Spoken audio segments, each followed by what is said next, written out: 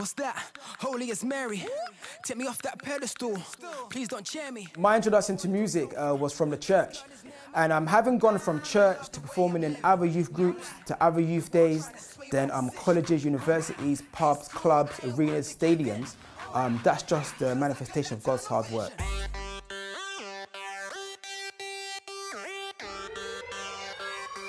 I've been able to not compromise and stay focused on my mission by two things. One, knowing what I have is only by God's grace. So pride can never ever seep in. Because once you know it's only God and not your own doing, why would your head begin to swell? A second thing is, because I'm opportune to play on many platforms outside of the church, I'm able to see how needed my light is, or God's light shining through me rather is.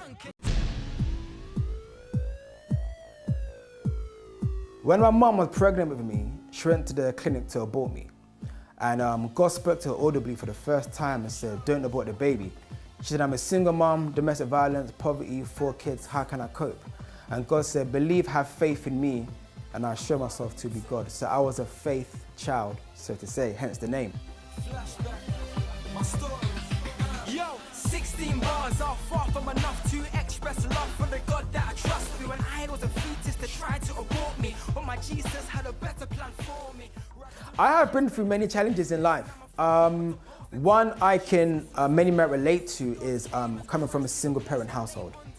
Now, I would see my father would say he's coming to visit us. And as a child, you'd be excited. You'd go to the window ledge, he's coming at 3 p.m.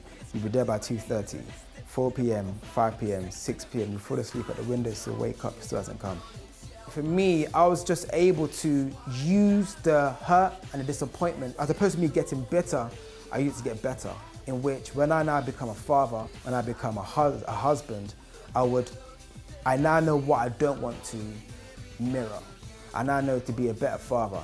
And to those who may struggle with that, revenge is useless. Trying to get back at them is useless. Resentment is useless. Only forgiveness can restore and heal.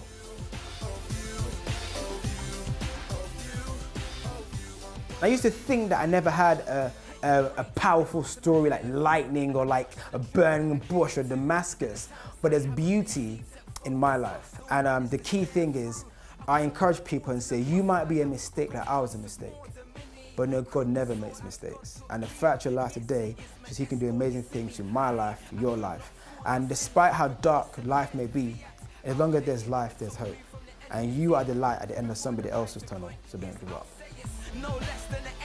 To young people who struggle with peer pressure, identity issues, and having to give in to, let's say, food or outfits or music that their friends and their peers like. Now, your understanding purpose may not come overnight.